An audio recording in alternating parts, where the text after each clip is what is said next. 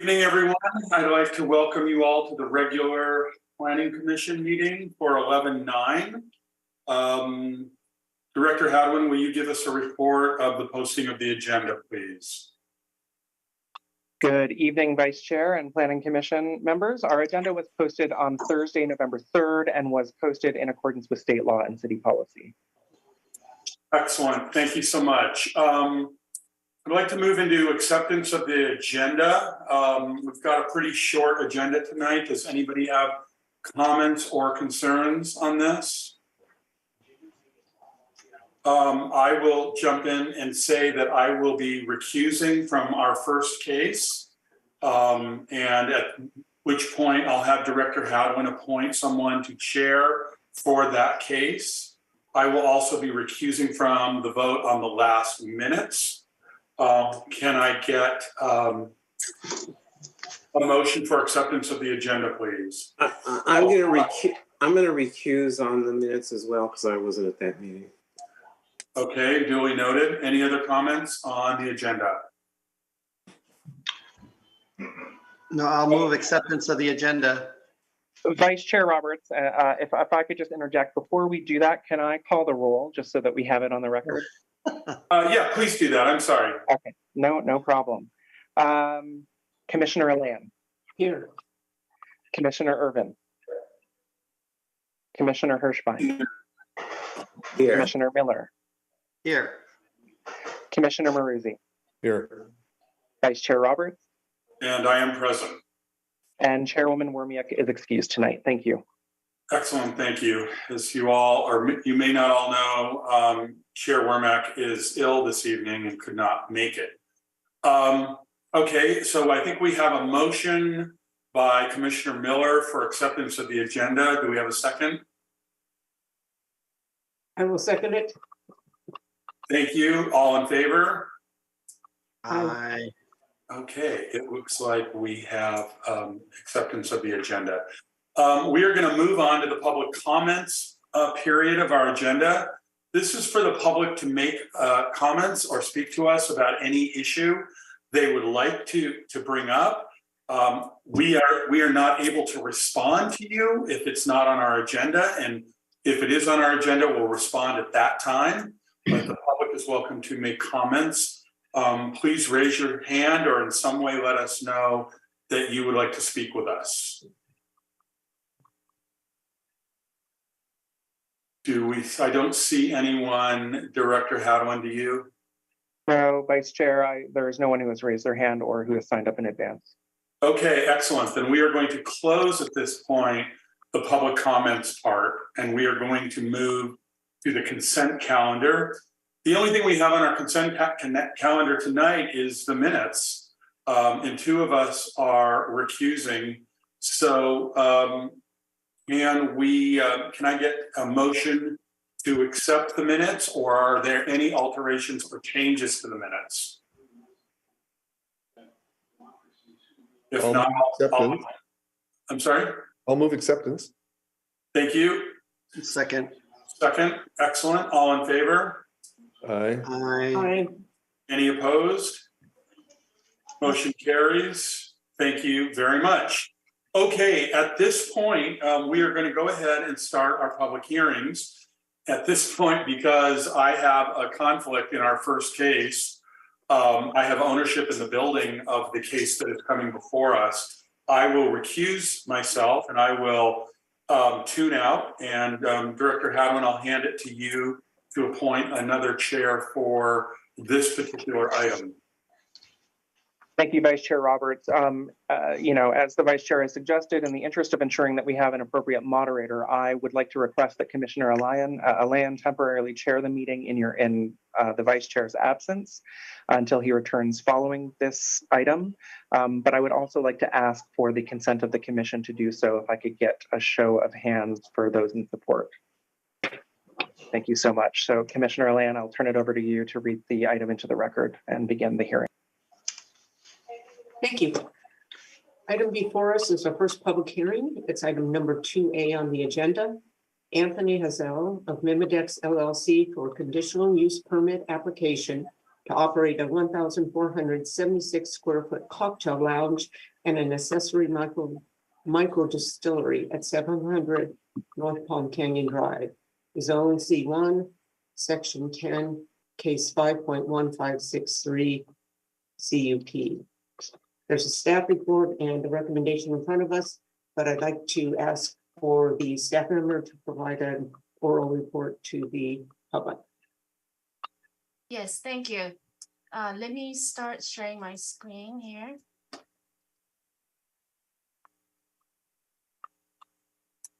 All right, good evening, everyone. As introduced, this is a conditional use permit application for a new cocktail lounge, which will operate a micro distillery as an accessory use. The project site is located in the Uptown area, and this is actually a Class 1 historic property. The size of the lot and the building size shown here non-conforming to the current requirements. So this building is relatively small on a very tiny lot.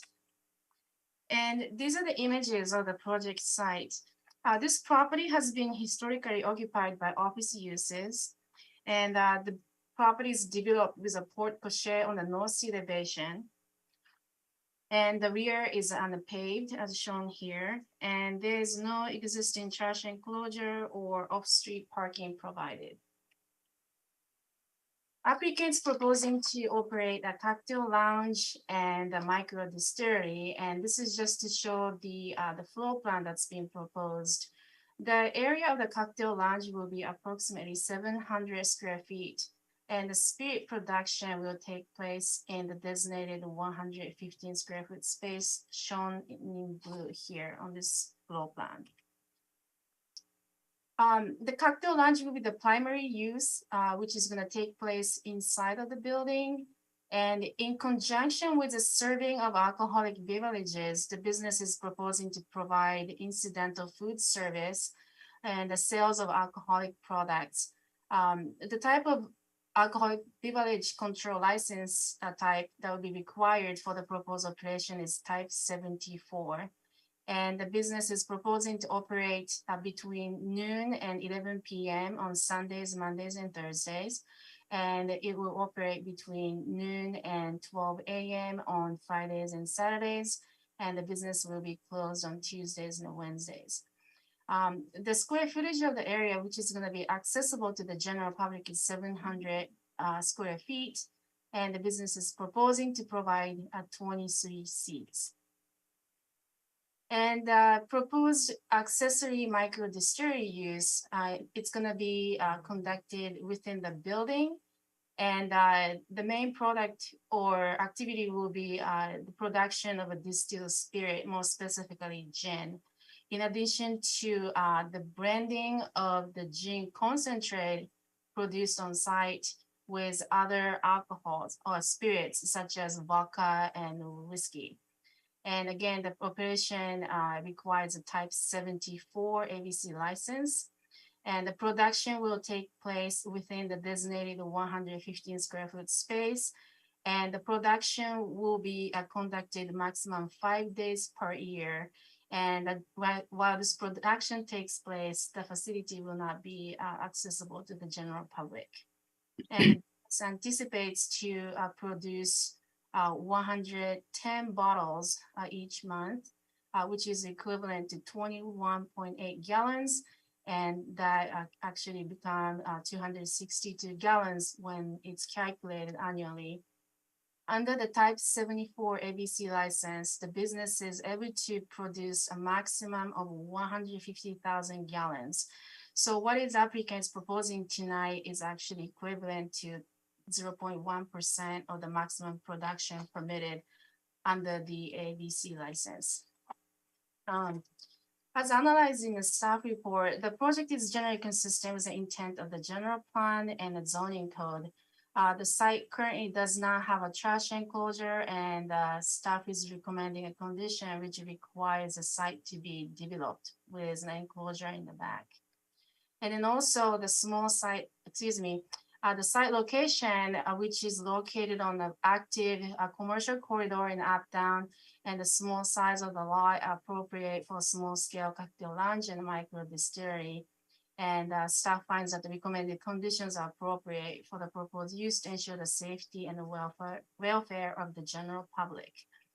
And for these reasons, staff is recommending that the Planning Commission approve the proposed project subject to recommended conditions of approval. This concludes the staff presentation, and I believe the applicant is here with us this evening. Thank you. Thank you. This is the opportunity for Mr. Hazel or whoever is representing the applicant to make a presentation. But before we do that, I want to first open the opportunity for the other commissioners to ask questions of staff. And I'm not seeing any hands or anybody unmuting themselves. So at this point, I will turn it over to the applicant. You have up to 10 minutes to present any information that you believe is important and was not included in the staff report. At the end of your presentation, the commissioners will have an opportunity to ask questions of you. Hi, guys. Thank you for the opportunity to present to you guys. I won't go into a lot of detail. We tried to cover as much as we can in justification letter. We started to put this business together, my wife and I, 3 years ago. Palm Springs Spirits Company. Our intention was to create world-class spirits, award-winning spirits, which we have done successfully. And our continuation of the plan is to create a unique, high-quality experience that would attract locals and visitors alike, something unique that was not just another bar or restaurant. We wanted it to make an informative and educational presentation of spirits and spirit production in general, giving people an opportunity to taste test our spirits and then enjoy a cocktail made with them, creative cocktail. With the addition of tapas style presentation of food, namely oysters and seafood theme. And we feel that we found a perfect spot to create this at this location to successfully create this. So that's where we're at.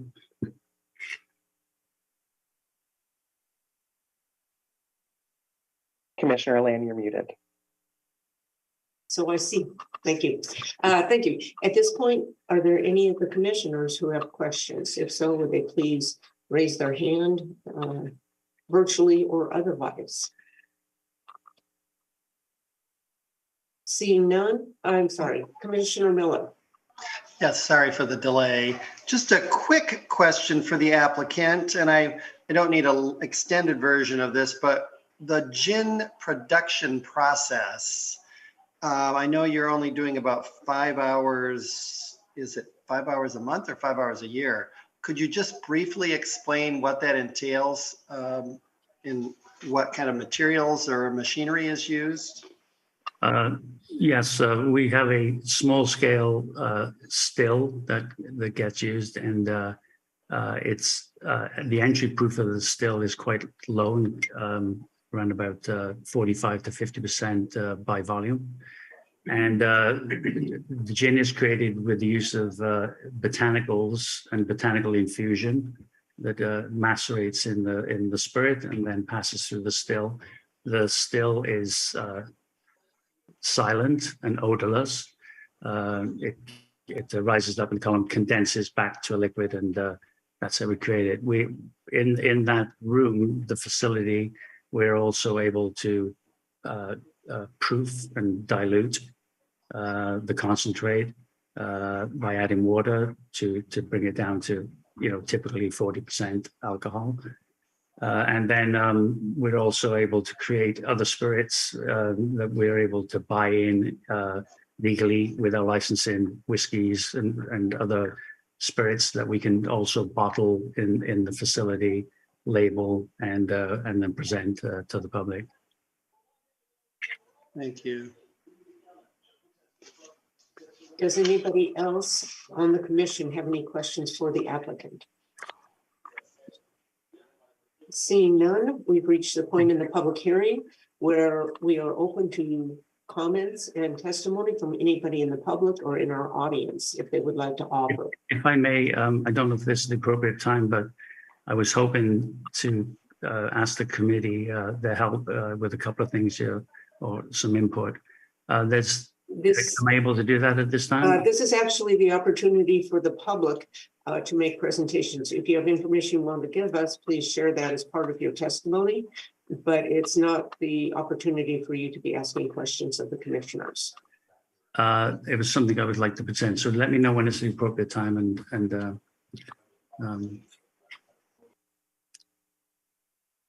I'll clear Okay, up. do we have any members of the public who would like to offer comments on the proposed project in front of us?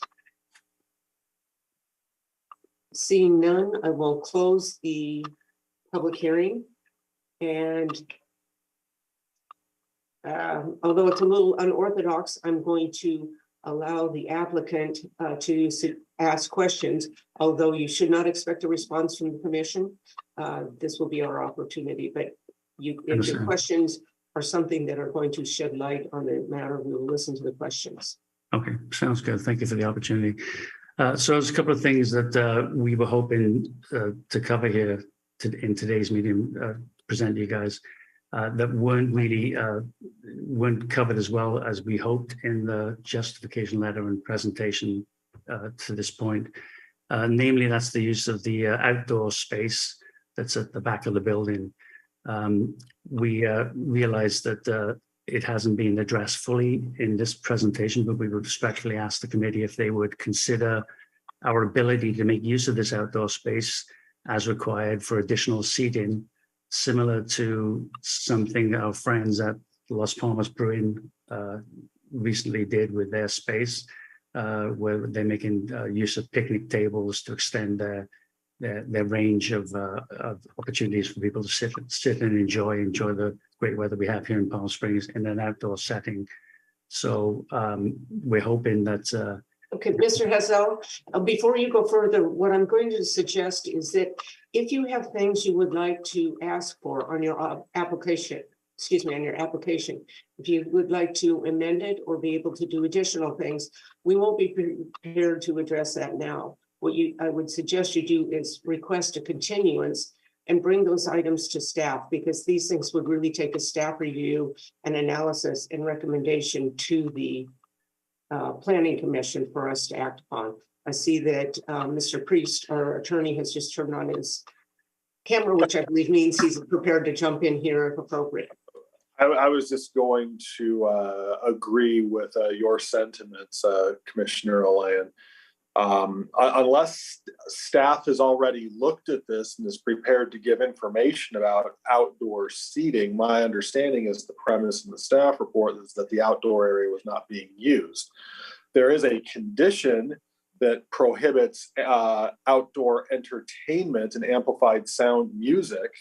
That's already in the conditions, but I don't know from staff's perspective whether perhaps additional conditions or additional analysis would be necessary to add this added element to the use at this late date. So I defer to staff on that, Commissioner. Yeah, Commissioner Land, if I may add on to that, I would agree with what Mr. Priest has said. We have not had an opportunity to analyze what additional seating or use of the outdoor area would be. That's certainly not to say that we wouldn't support it, but I think, we have analyzed and presented, what was presented to us, which was, I believe Mr. Hazel hadn't fully formulated his thinking around that outdoor space, which we certainly appreciate. So I think from our perspective, there's perhaps sort of two options here for consideration. One is the continuance as you suggested, and the other is that, Mr. Hazel is always welcome to come back and amend the conditional use permit in the future. It's not as high a fee, it's a reduced fee. It could be a more simple process. So I would say it's really up to the applicant and the commission what they're comfortable with in terms of the timing for the use of that outdoor area, whether we want to continue the project so we can get that approved now as part of this approval, or whether you want to spend some more time thinking about that and come back at a later date specific to that. So I think that those are sort of the two options staff would be comfortable with. Okay. Well, if we could revisit this at a later date, or is it possible? I'm still not clear on the process here, whether that this can be addressed today or just deferred for What consideration. what we are prepared to address today is the request that you have made in your application. If there are additional elements or uses that you would like to request permission for, we're not prepared to address those today until staff has had a time to take a look at Right. it. Okay. So we could go ahead and take action on the application as it stands. And then, as the director has indicated, you could come back and ask to modify the conditional use permit, assuming that it's approved tonight. Otherwise, you could ask for a continuation to our next meeting, and that would allow you Yeah. time to work with staff to find what you're looking for and have them review it. Okay, that would be great. So I'd like to request a continuation for this. Okay.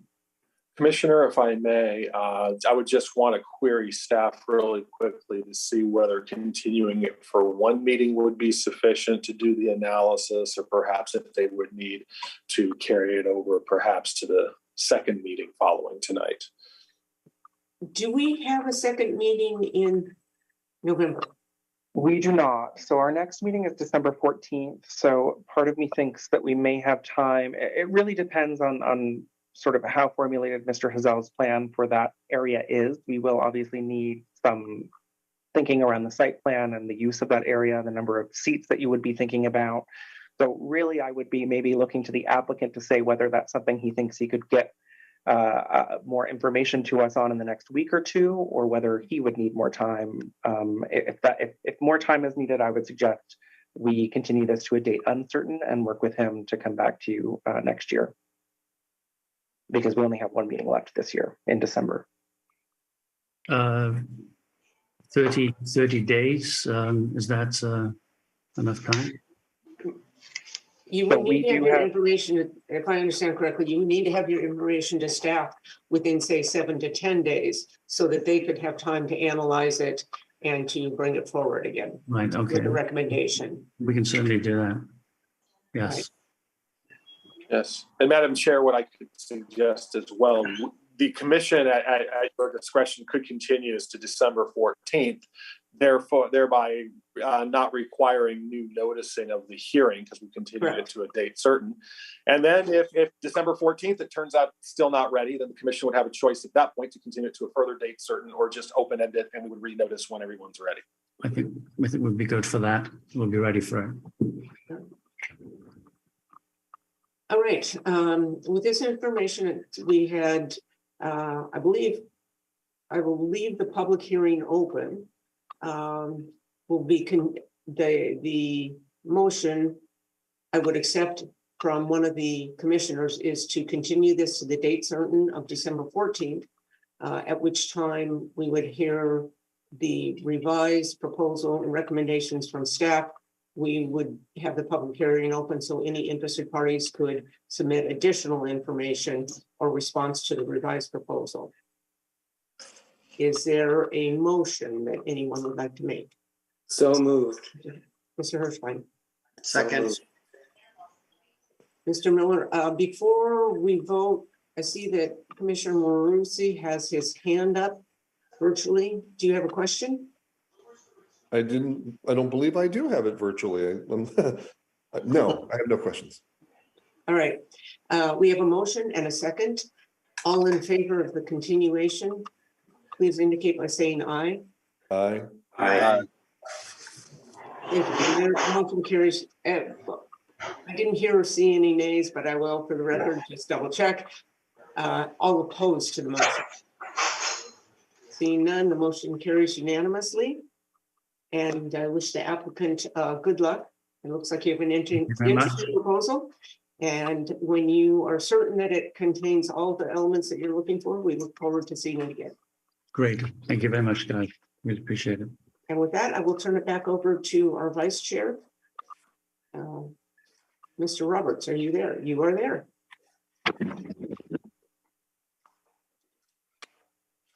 Excellent. Thank you, Commissioner Oyen, for doing that. And I think we can move quickly into our next item, which would be, well, we have no unfinished business, so we'll move right into new business.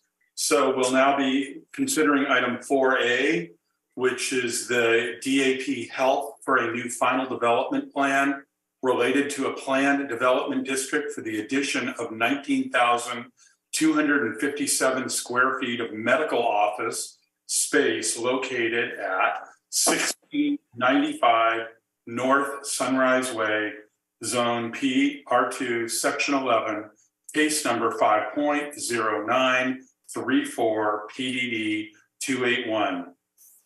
Can we get a staff report, please? Thank you, Vice Chair. Are you able to see the slides?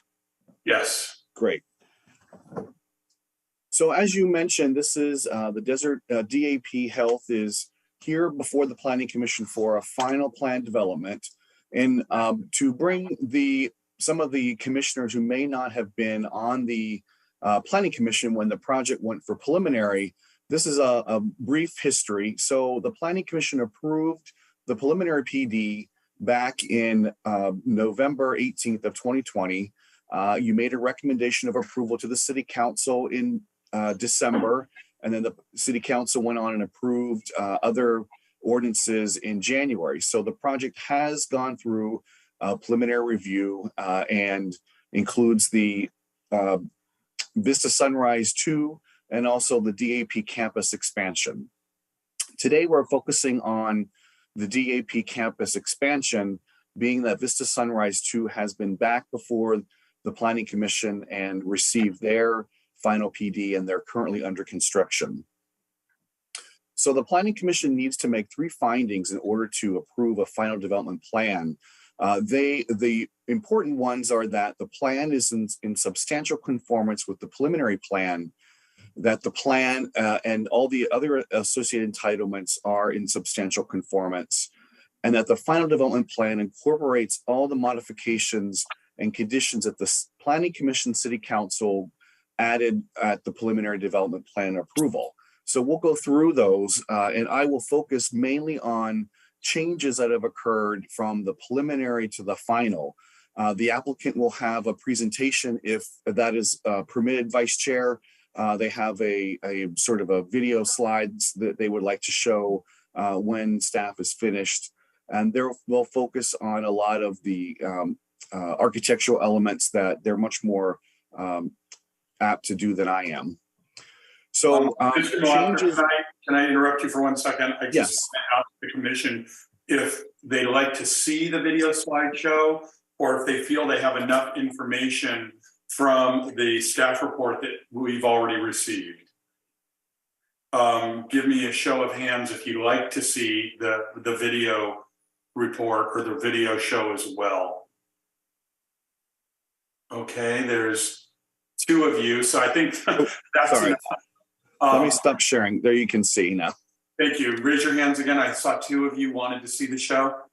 Okay, that's fine. If at least one of you wanted to see it, then we'll do that as well. Thank you, Mr. Malacker. If you'll continue. Yes. 1 second. Let me get back to where we were.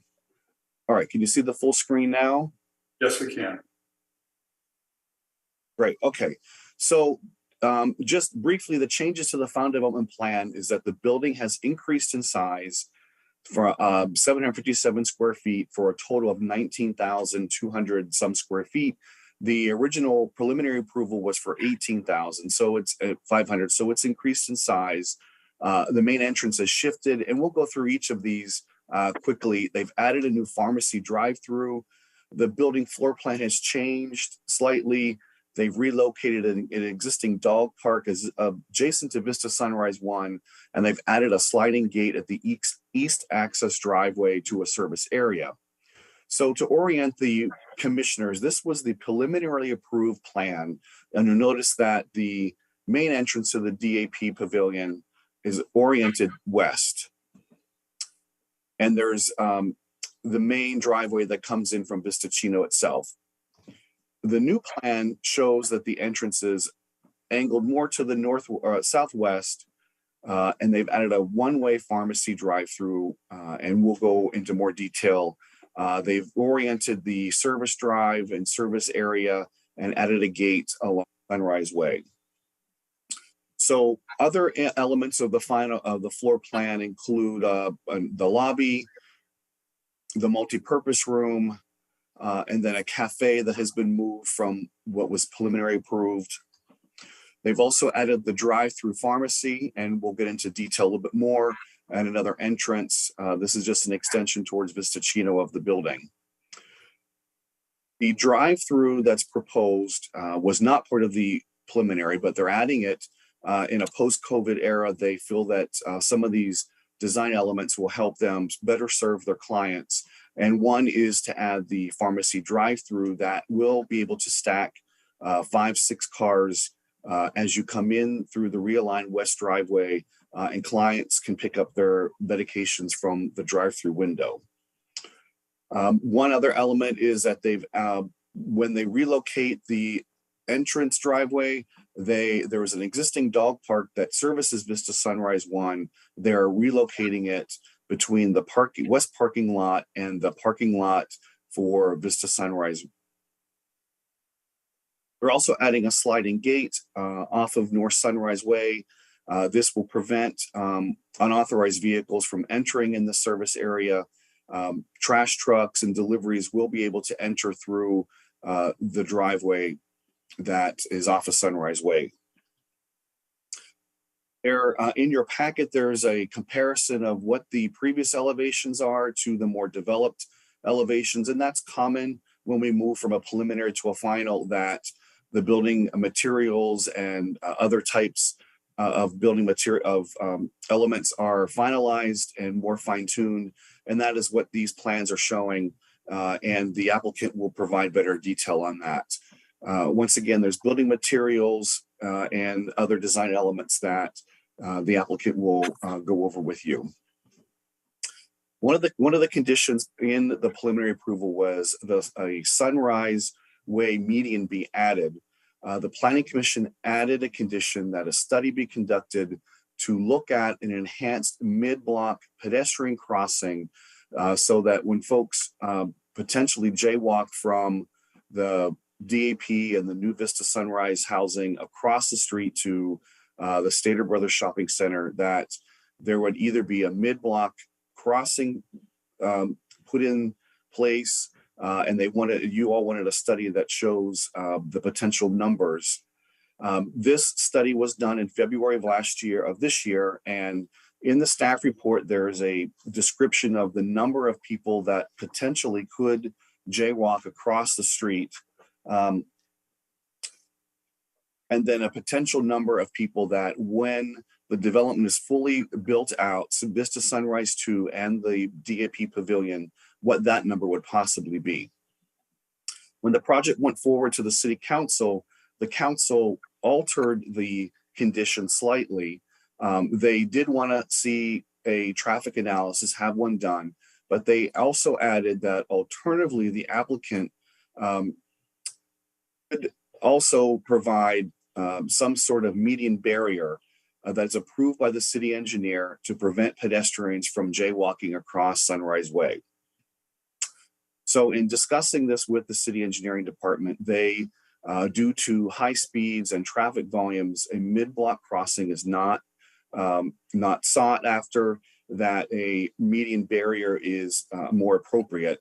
And the applicant has prepared a design that utilizes berms, landscaping, rocks, boulders, and other elements to prevent people from crossing at mid-block. Just some photographs. This is what the current streetscape looks like. There's a left turn lane into DAP. This is going to be eliminated, and the new median will be across where this left turn pocket is. And below is the design that's proposed, showing that the new entrance into the campus is between Vista Sunrise 2 and the old Riverside County building. There will be no left turn into the service area, which is where my cursor is right now, the arrow. And this is the median that will have a barrier that like this.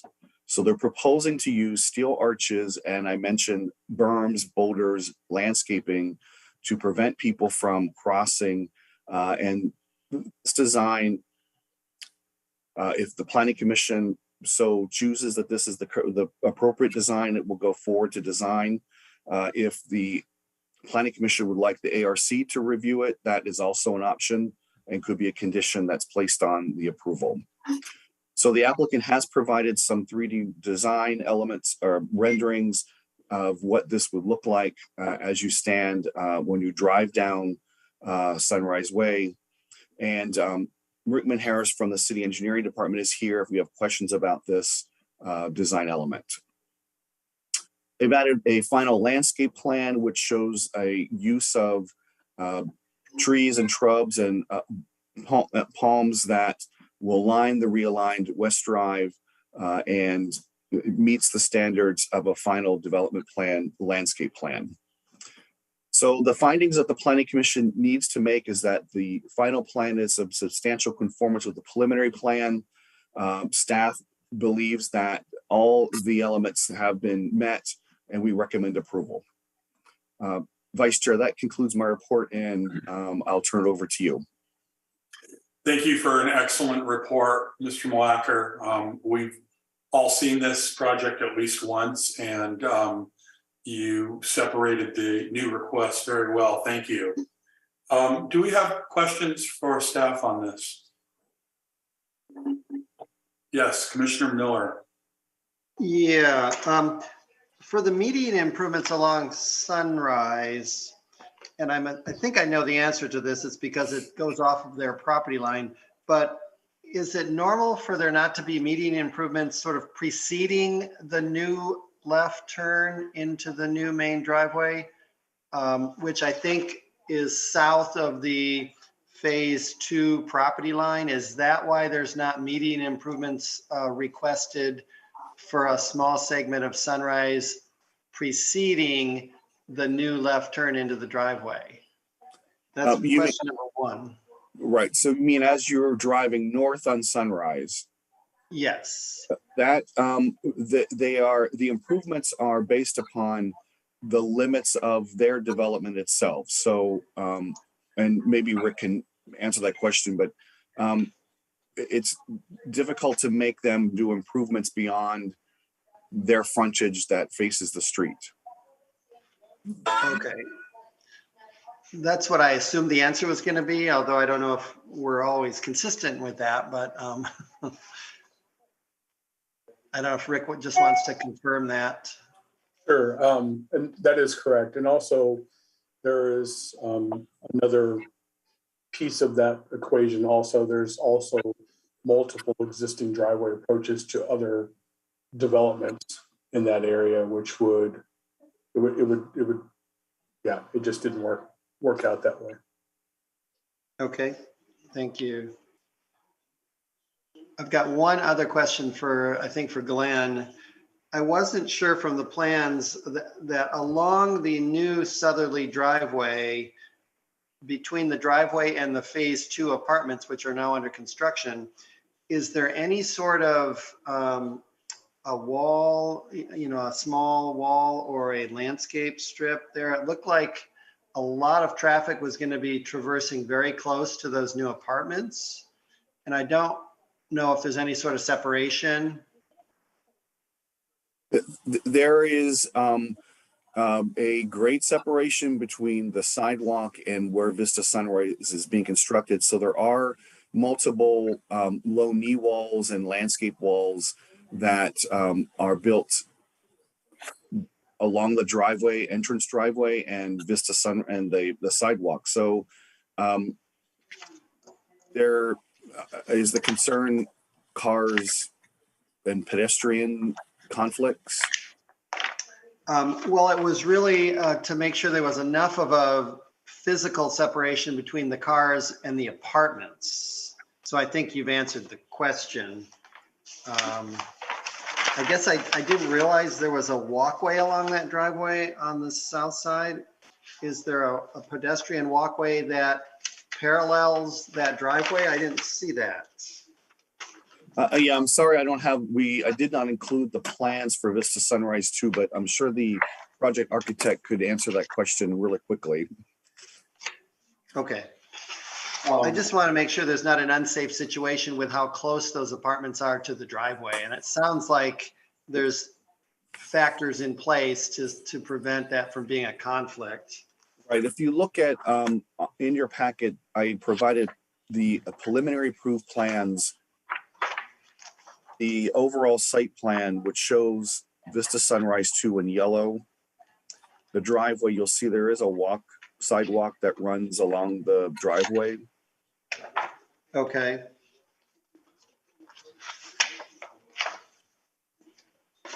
And it looks like there's a left turn pocket too, and you come out of the driveway. It looks wider. Would the commission like that put up on the screen? Or can everyone find it? If it's not a problem to get that on the screen, that'd be great. Mr. Malacker, could you do that Yeah. so our audience can see it as well? Yes. Thank you.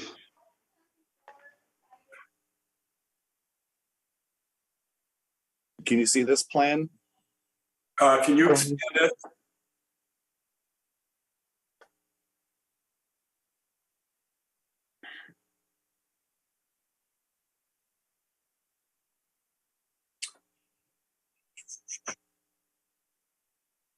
Sorry. That's okay. And we will also have the applicant answer your question as well, Commissioner Miller, when they present to us.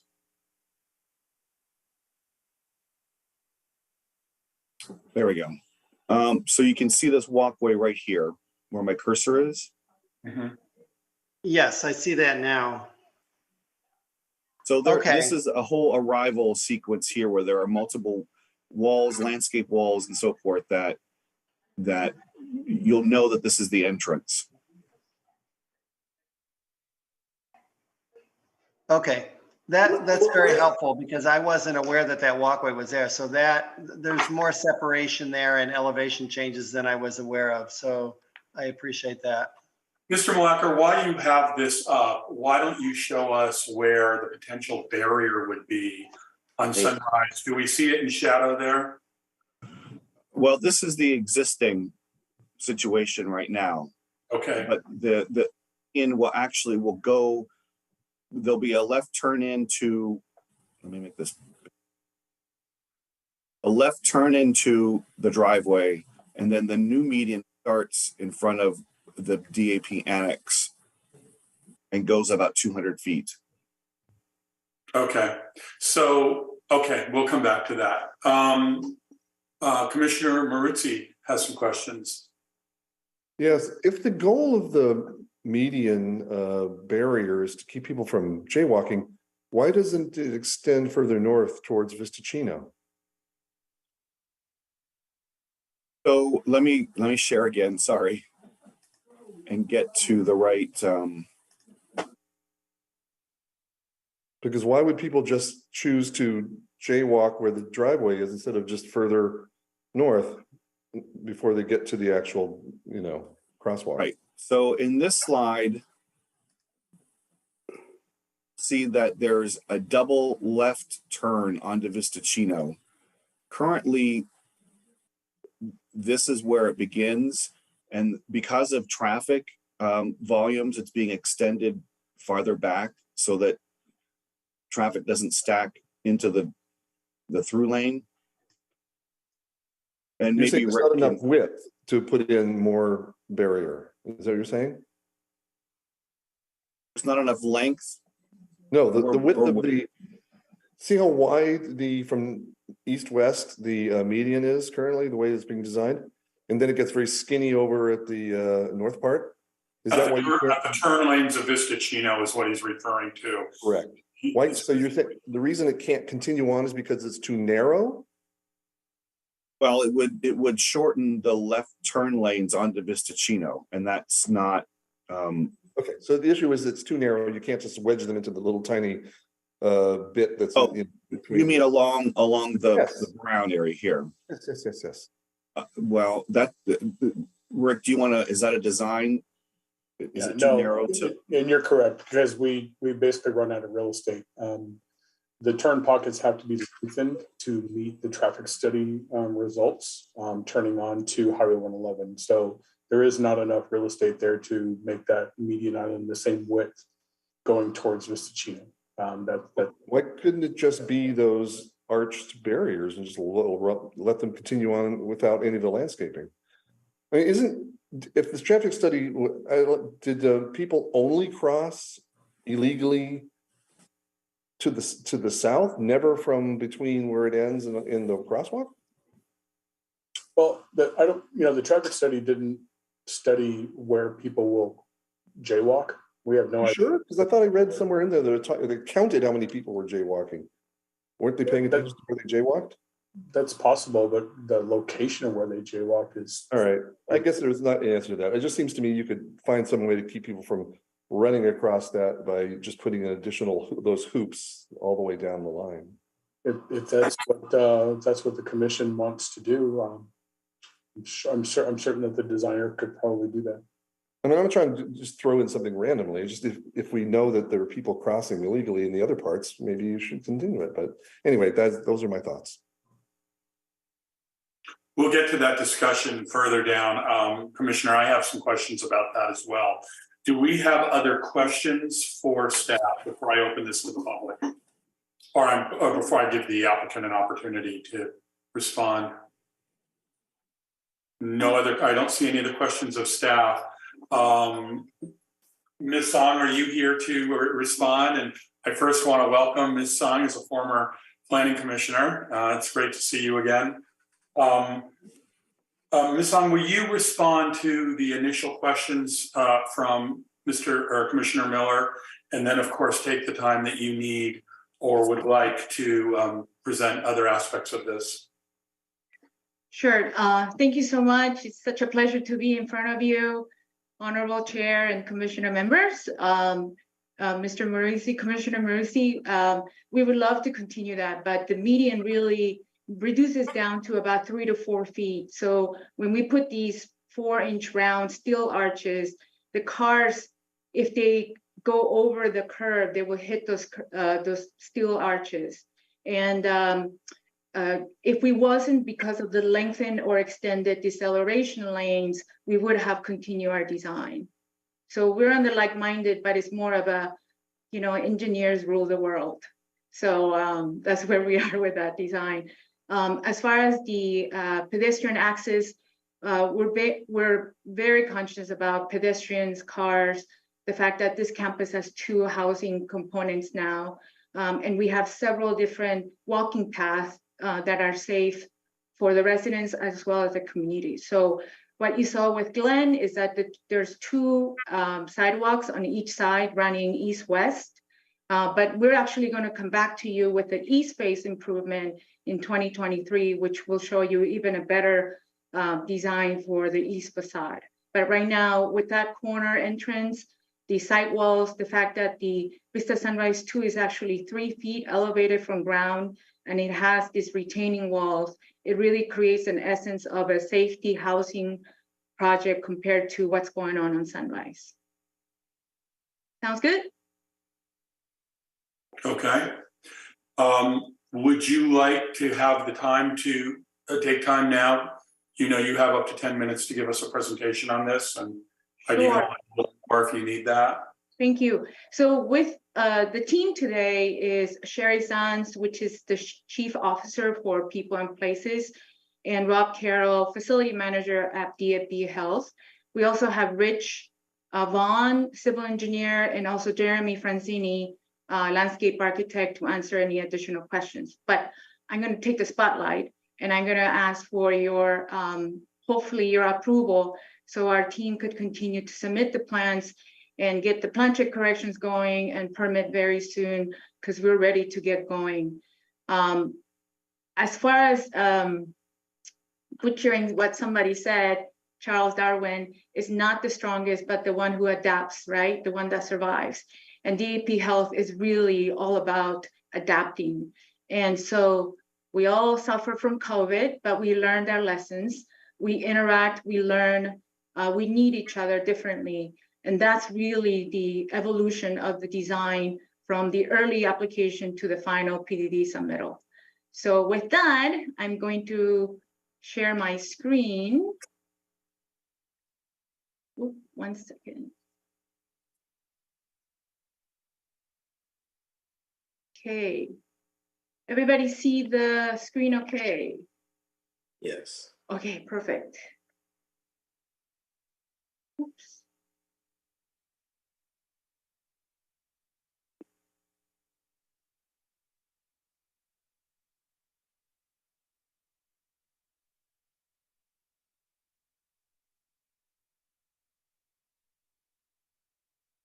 Okay, so what you're seeing here is a much closer pavilion building to the front street curve.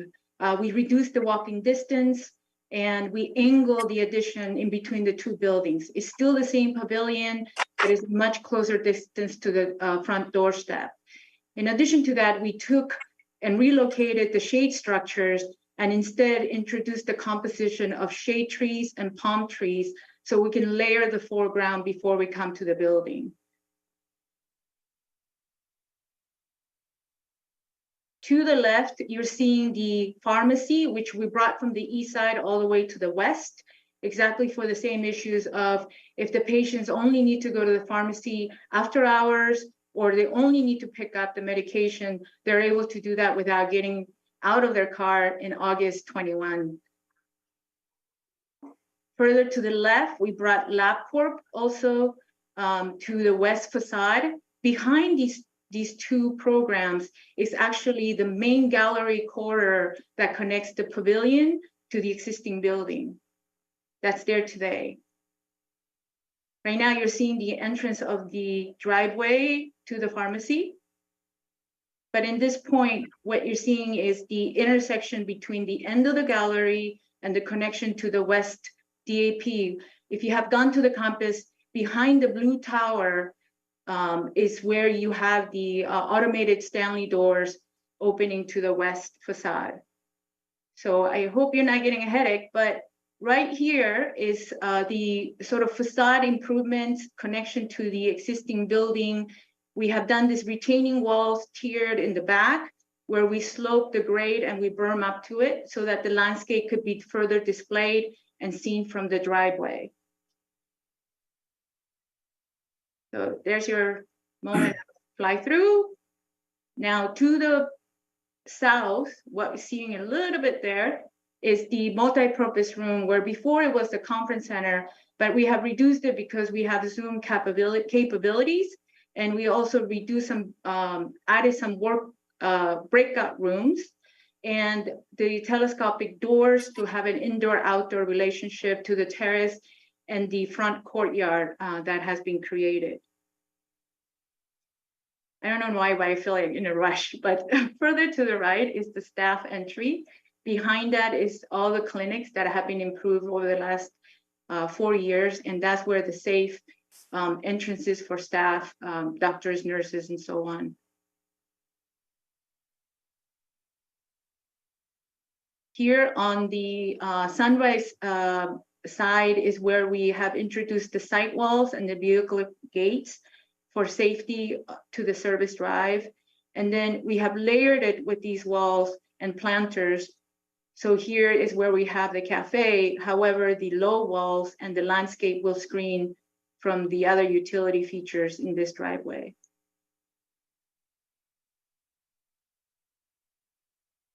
So in big concept, these services and programs are still serving the client. This is a community facility. It promotes wellness and well-being. We have relocated the dog park because it is a gated dog park where small dogs don't need to be in a leash.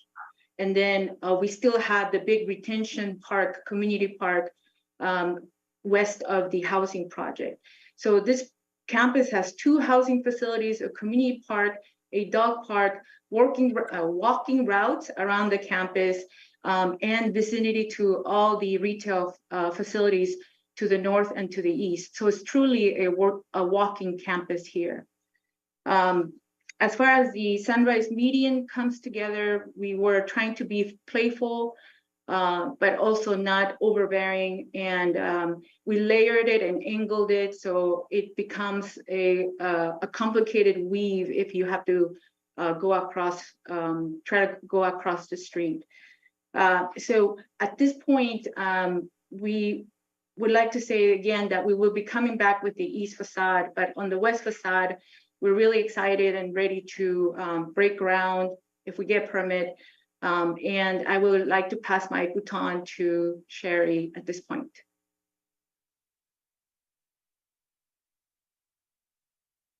Yeah, can you unshare the screen? And Sherry, you were also muted. Yep, I figured that out. Thank you. There you go. I just wanted to thank you all for reviewing our project and considering it. It's so important for our community and to expand our services to be able to provide more services. Housing, as we're growing and more housing close by, we're very excited to offer that and build more clinics. And it's just very important to us. Thank you very much. So this is not a public hearing, so I want to bring this back up to the commission for additional questions and comments. I have a few concerns about this project, which I'll save for last. Whoever would like to jump in with questions and comments? Yes, Michael. Yeah, look, I'm going to vote for the project. I think it's fantastic. I think the architecture is outstanding. It'll be one of the nicest recent buildings in Palm Springs, and I'm very happy to approve it. But what I'm very, very, very unhappy with is the attitude about people crossing Sunrise. And although it doesn't have anything to do with my approval, I think it goes back to the city. And I think it's unfortunate that we're letting the automotive engineering part of this take precedence over the pedestrian part of this. And if you look at where the housing is in relation to where that barrier is, the barrier ends and then the housing takes over to the south of that. People are going to cross right there. It's not like it's right there. The barrier is not going to stop people from crossing Sunrise. And think about what the state did. They just prohibited jurisdictions from outlawing jaywalking. So now statewide, everybody can jaywalk and it's not illegal. So guess what? Everybody's going to jaywalk, and they're going to jaywalk just to the south of that median business. And the median business is very attractive. I don't have anything against it, but it's not going to keep anybody from hopping across Sunrise that wants to get to the shopping center. And I think it's it's irresponsible for the city to think that it's going to work in that way. And it's irresponsible not to provide some sort of safe crossing at that point. And I would make that, I don't know if this goes to council, but I would make that argument strongly to council, and I would ask that the approval include that, because it's a lose. It's a big black mark against the city, and somebody's going to get hurt or killed, and I don't want to have to think about that in my approval. I think that it's something that we need, and we can't let traffic engineers define how our city's designed. Other comments, questions? Commissioner Moritzi. Well, I have to completely agree with the Commissioner Hirschbein. I need an answer as to why it doesn't extend further south. The reason is given that, well, perhaps if it goes north, the car might rub into the side of the arch barrier. But then again, Mr. Minharas didn't actually raise that and said that we could include that as a requirement. So I'm a little confused about that. And then just back to the traffic study. I mean, they spent a lot of money on this traffic study, and to not actually mark where these people were jaywalking, but they counted them on multiple occasions, but they didn't seem to bother to indicate where they were jaywalking from, so, or to. So anyhow, I agree. I think that this part of the plan is unfinished and disappointing. But the rest of it, I think, is great. Other comments? Commissioner Miller. Yeah, I do share the concern with the pedestrian crossings on Sunrise that Commissioner Maruzzi and Commissioner Hirschbein have just covered. And I'm just wondering if I love the decorative arched solution for that portion where there's a wider median, but I have seen just simple metal railings put up in other areas to prevent pedestrian crossage. And so I would assume that a 3-inch tubular metal railing can be put within a 3-foot, 2 or 3 foot median, which is what you've got there for the double left turn lane at Vistacino, and what you apparently have for the lead up to the left turn lane at the south entrance, where it's directly across from the phase 2 apartments. It seems like you could get a simple railing in there. It wouldn't be as decorative as the arches, which I understand is a concern, but for safety purposes, you could still put in a simple thin metal barrier to further extend the prohibition of crossing Sunrise. I don't think we're going to be able to do anything to ultimately prohibit everyone from doing that, because they can simply walk 50 feet to the south to cross. So I don't know that there's a solution that would sort of deny everyone that wants to make that simple crossing to do it. But I think there's a way of at least trying to increase the safety barrier across Sunrise. So Vice Chair, if I could mention that the final development plan review does not go to council. This is the final plan review. So if the Planning Commission feels that the median needs additional analysis and they're fine with the pavilion expansion, that may be a route that you go. I'll leave it up to our city attorney to advise us. Thank you. Thank you, Mr. Go ahead. Yes, Mr. Vice Chair. The question of whether a median should be installed as opposed to a traffic crossing or traffic signal, I believe has already been addressed by the City Council in the condition as identified in the staff report. And the council did give that alternative to put in median barriers as approved by the engineering division. I think within that, Commissioner Miller's suggestion of potentially putting some additional amenities into that median, perhaps that's a question to raise with engineering, whether that's feasible. I think there may be some opportunity to tweak the median in some respects to the extent engineering thinks that's feasible. But the actual issue of the median versus traffic crossing, I think, has been settled by the council. And as Mr. Malacker mentioned, you're making a substantial conformance finding, and you are the final decision maker on that, unless it's appealed to the City Council. Thank you, Mr. Vice Chair. Thank you, Mr. Priest. Commissioner Land, did you have any comments on this before I make some?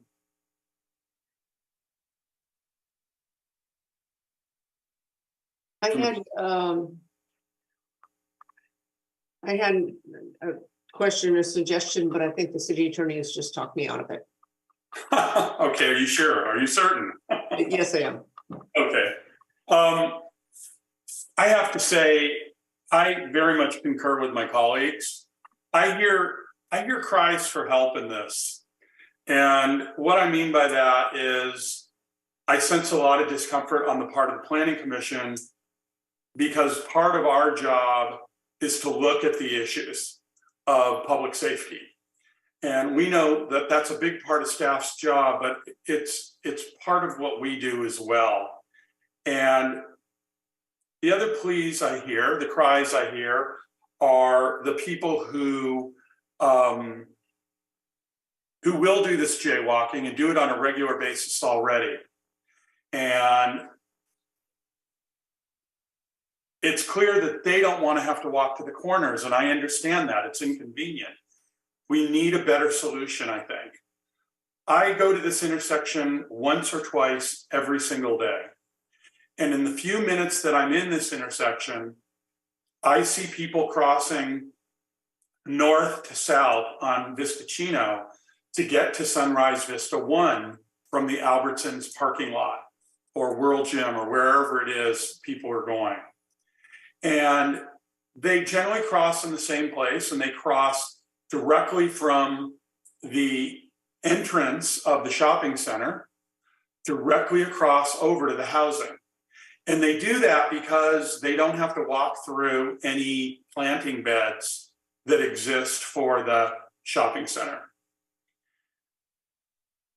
I think we're going to have this, and I see this pretty much every day, people jaywalking and running across whatever that is, 6 lanes of traffic. I think we're going to have this exact same thing occur on the Sunrise west to east or east to west. I also concur that the barrier concepts that have been developed are beautiful, but unless these concepts are developed to a much greater length, people are just going to go right, they're just going to go to the end of the barrier and cross. And in this case, it's a worse situation because they're also going to be crossing through turn lanes. So they're not only paying attention to traffic going north and south here, they're going to have to be paying attention to cars swerving into turn lanes and turning and turning at different times or moving at different times than the north-south traffic. So I don't want to slow this project down. I also concur that this is beautiful. What you all have designed here is not only great in its purpose, but it's a truly beautiful project, something we can be very, very proud of. I look to staff to help us with this. I don't have the ability to determine if a crosswalk is a good idea, an additional crosswalk mid-block, or whether we just need to find a way to extend these barriers. And I do think Vista Chino needs to be part of the conversation if we're actually going to really look at the total pedestrian impact from this project. I know I'm putting you on the spot, Mr. Mwacker and Planning Director, but can you give us some advice on this where we can approve this, keep it moving, and feel comfortable that we're going to solve this in a better way than what we're seeing tonight?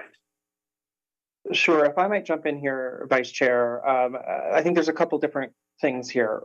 If I could address Vista Chino, because there is a simple answer to that. That's not a great answer, but it is an answer, which is that is a state highway under the authority of Caltrans, and we don't have the authority, nor does this applicant, to look at putting barriers in there. That would be a conversation that the city and the city's engineering department would need to initiate with the state and come up with solutions on that. So with the direction of the Planning Commission, we can certainly initiate those conversations, but it is not something that can be solved through this process. So that is sort of Vista Chino. On the Sunrise issues, I think the city council did modify the condition that the commission had approved when they looked at this, and they did defer the issue of the median to staff, to the engineering department. And engineering has looked at this and said that this is sort of what the city's preference is. So my concern here is we can't really go back and sort of go back on city council's decision here. I think what we can do, what my suggestion might be, is you're raising good points about how we can extend the barriers to the north and south. I do recall conversations where we had a conversation about whether the barrier should be extended north towards the intersection of Vista Chino, and safety issues were raised as part of that. So what I would like to request is that, rather than the commission directing that happen, that you again instruct the city staff to have that conversation with the applicant and see what can be done safely and in compliance with sort of engineering requirements around, cars and viewpoints and things of that sort. Because I wouldn't want to put this applicant in a position where we're directing them to do something that can't be done safely. It's not a great answer. I hear your concerns, but I think to keep the project moving, perhaps directing staff to have additional conversations with the applicant on how to extend the barriers to the north and south through engineering approval would probably be my suggestion for how to do that. Thank you very much. Yes, Commissioner Hirschbein.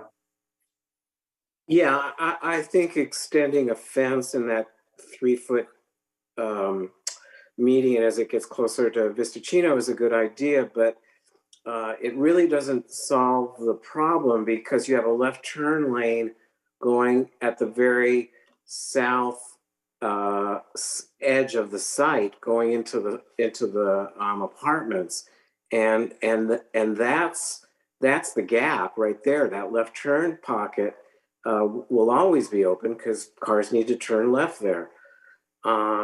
And so I think it's sort of like, I don't know, building a dam, but then leaving out the middle of it or the edge of it or something. That's where people are going to cross because that's where the apartments are. I think you make a good point, but I think that there are solutions because we've seen them before.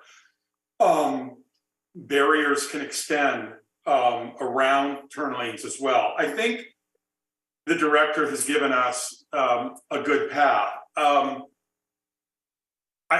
don't want to slow the project down. I want them to be able to move forward, but at the same time, I would like to direct staff to work with the applicants and the city engineer to see if they can't come up with a better solution. That we make this difficult enough to cross in the center, that people will go ahead and walk to the crosswalks, even though they have to walk a little further.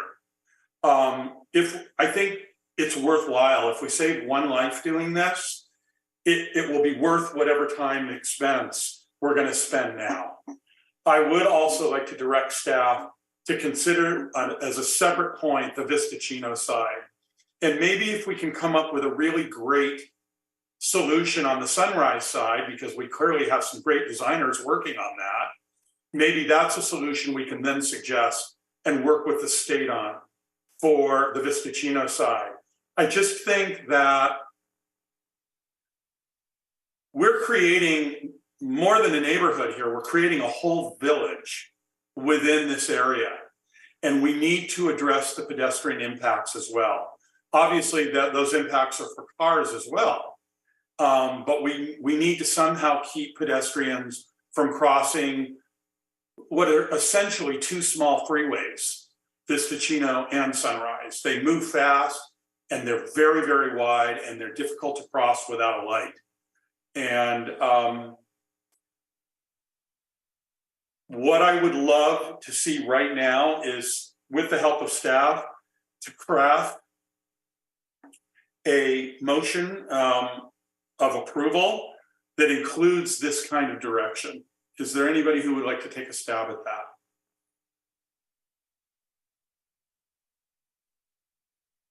I think you just did. Mr. Vice, could I take a stab? Yes, please. This would be a motion approving the final PDD that is in substantial conformance with the preliminary PDD, with the added condition that the engineering department consider additions to the median along Sunrise to see if that can to see if crossing can be made more difficult. That would be the motion, and then there would be further direction. This would be outside of the application, but there would just be further direction that the engineering staff consult with the state and look at the possibility of barriers along Vistacino. Is that a fair synopsis, Mr. Vice Chair? That sounds good. Planning Commission, thoughts on that? Additions to that? Yes, Commissioner Miller.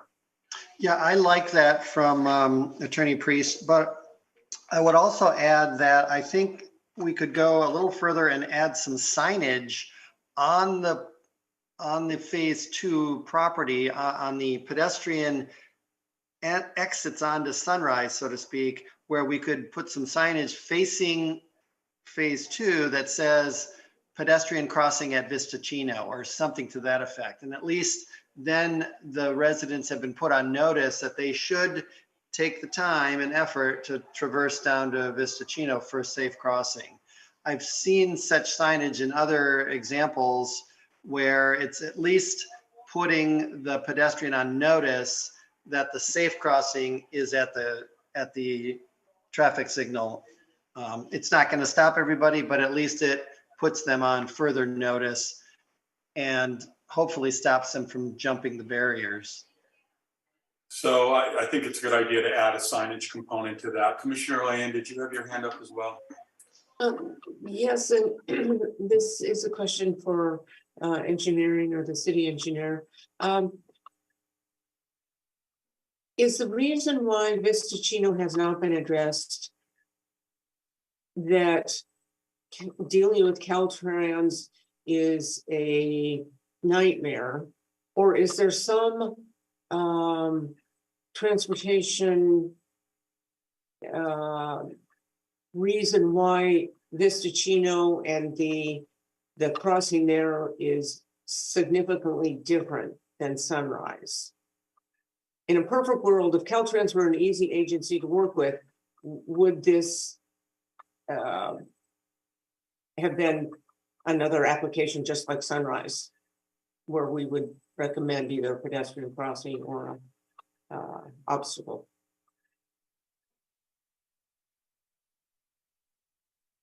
So you're muted, Rick.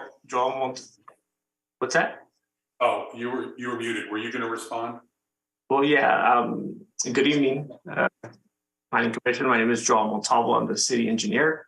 And just to answer Commissioner Alain's question, dealing with Caltrans is a nightmare. The threshold for any crossing would be significantly higher than anything the city could actually that would impose on this particular development, and it would actually take years to get them to comply to actually work with us. So it is a matter of dealing with them. And I think we would find that the threshold would probably never be met because they would look for data, right? How many people are killed at the location, or how many people got hurt to create a physical barrier?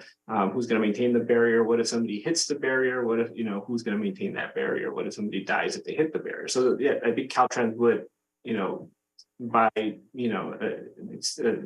an extensive amount of questioning and requirements would probably not allow us to put a barrier on Vistacino. Okay, thank you. Okay, well, it sounds like from what you're saying, Joel, we're not going to get very far with the state. So maybe as a city, we can do better. And we can at least do it at the Sunrise crossing. I would say that the proximity of the grocery store on the Sunrise side is closer than the Albertson. So my concern is that people will cross more often and choose choose Stater Brothers because it's simply much closer to get to for this development. So I fear we're going to see more jaywalking and more problems. So I think it's very much worthwhile that we work on that.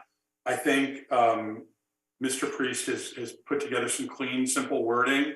If we can also add a signage component, I think, or suggest that in the consideration.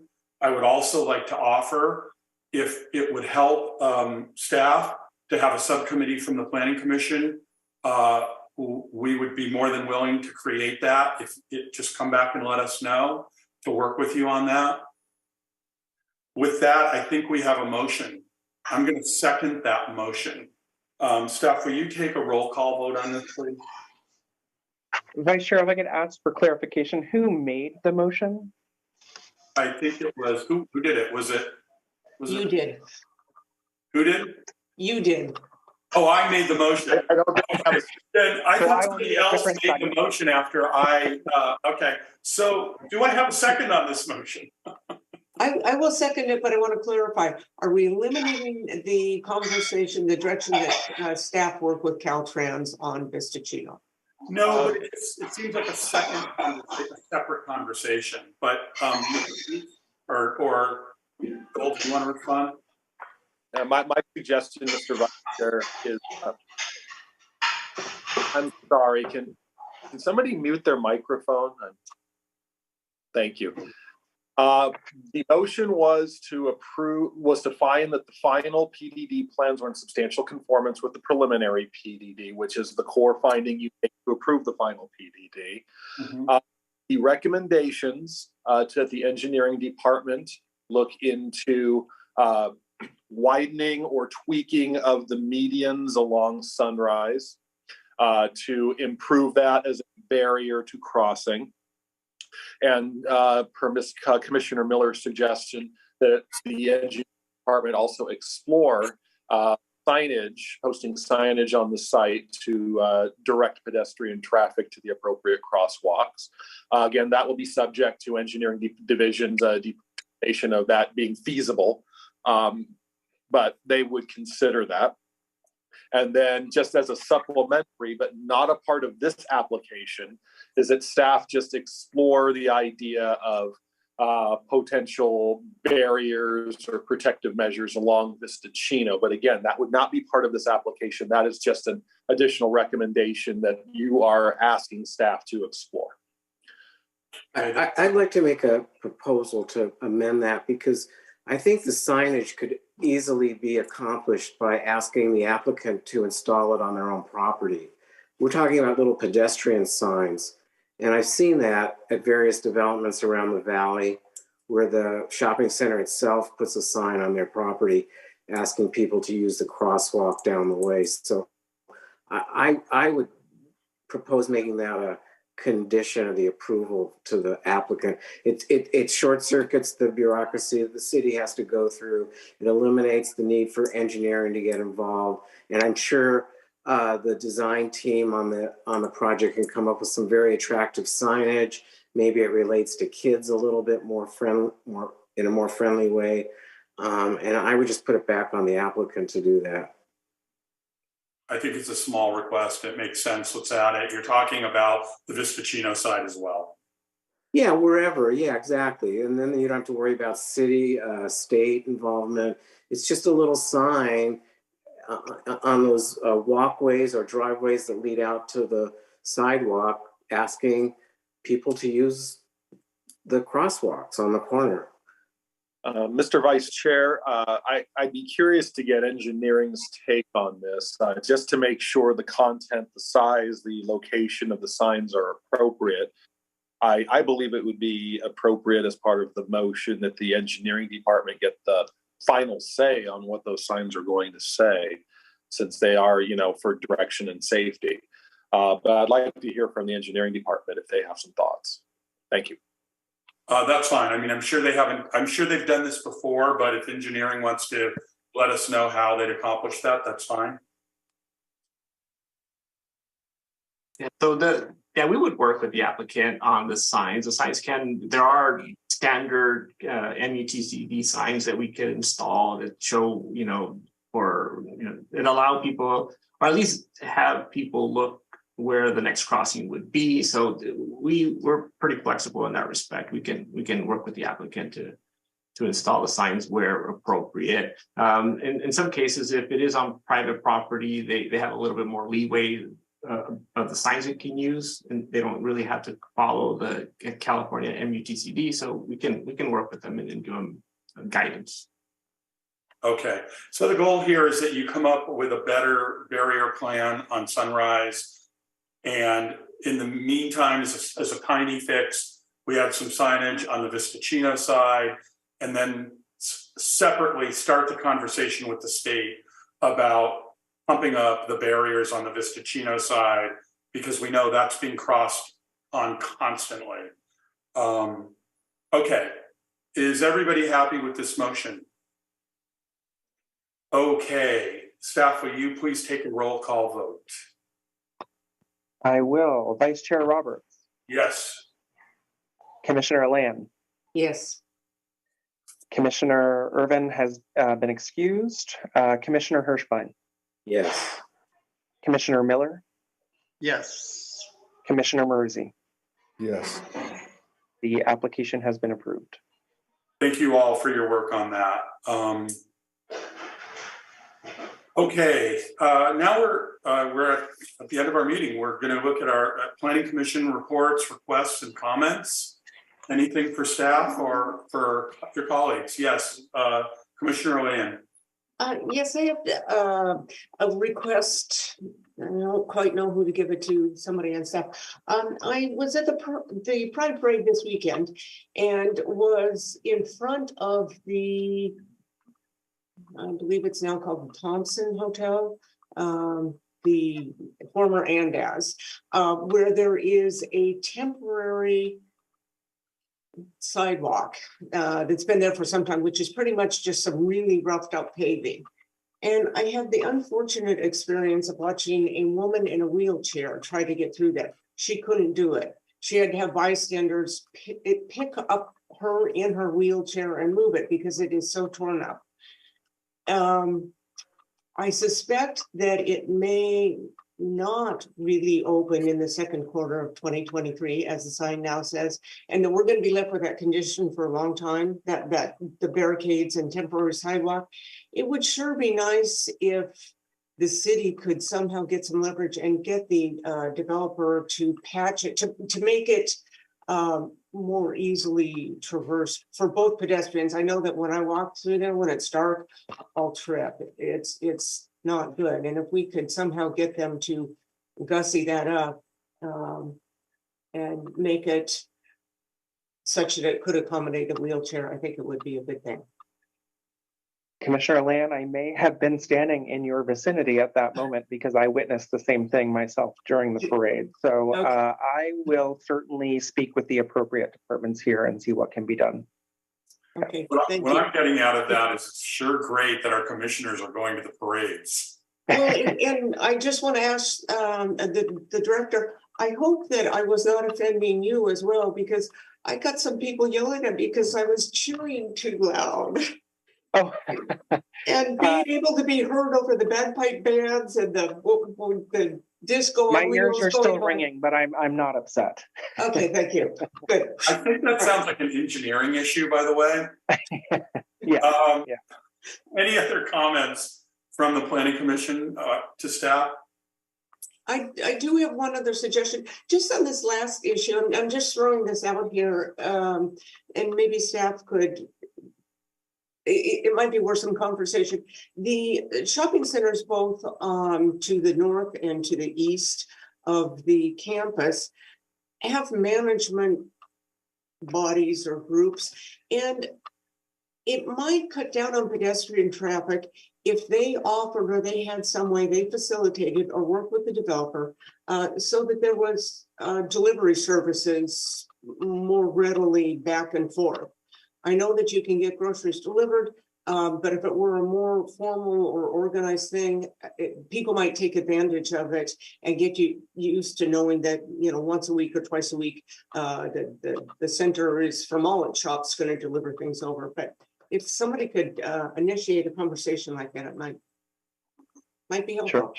That's actually a great idea. Yeah, if you would send that note to DAP, I'm sure they could develop a program. Yeah, I think that would really. Delivery.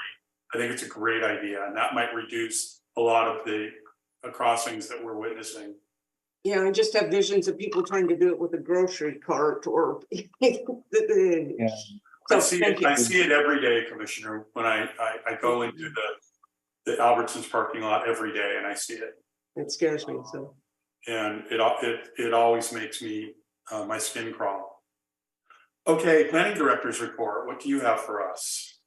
Sure. So I don't think we touched on this at our last meeting because I believe it was discussed the following night at City Council, but the City Council did have a discussion about restarting in-person meetings for boards and commissions that choose to do so. So we have a few technical issues to work through to make that possible.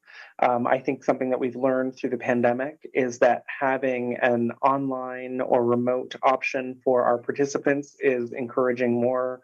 Ideally, it's encouraging more participation by our members of the public, those who cannot travel or those who may wish to participate from home with small children, etc. So that is a goal of ours, is maintaining a remote option for our participants. And so we just have to work through some technical issues surrounding that. I know for the Planning Commission, we have typically met in the City Council chambers. I believe that that would be the same should you choose to meet in person again.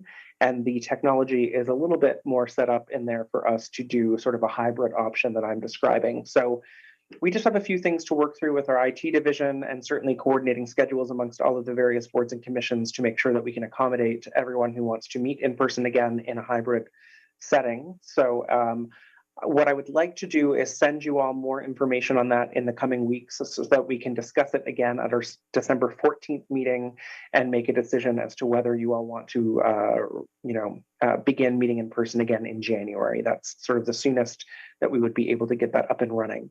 One of the other items that I'm getting some clarification on from the city attorney's office on, and again, just to make sure that we're consistent across the city in terms of policy, is well, we may provide a hybrid option for members of the public. I'm not sure what accommodation would be made for the commission members or board or committee members themselves. So what we just need to determine in consultation with the city council and with our attorneys in terms of making sure we're compliant with the Brown Act and certain sort of emergency provisions that were made under the Brown Act is whether there's an expectation that all of you be present in person if we decide to meet in person again, or whether we would be able, at least for some period of time, to accommodate members remotely who may be out of town or whatnot, or may, be under the weather and just erring on the side of caution, want to be at home. So just kind of a few administrative things I think we need to work through that I would like to, again, send you all some information on so that we can discuss it and ideally make a decision on that at our next meeting, but wanted to certainly put that on your radar as an option and something that we can accommodate should you wish to. So happy to answer any questions that you have now.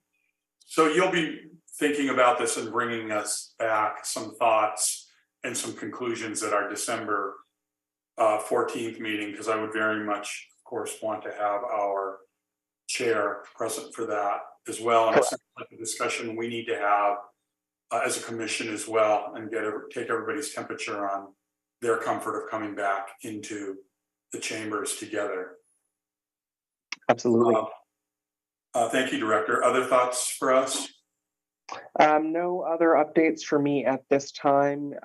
Tomorrow night, the City Council will be hearing the hotel conversion and CBD density bonus item that you all voted on a couple of weeks ago. So that will be presented to them tomorrow night for their consideration. So we will update you on how that goes after that. That's all I have. Excellent. Thank you so much. Okay, with that, our work is done. I'm going to move adjournment to our regular meeting of December 14th at 5:30 p.m. Here in the ethers until we come back together.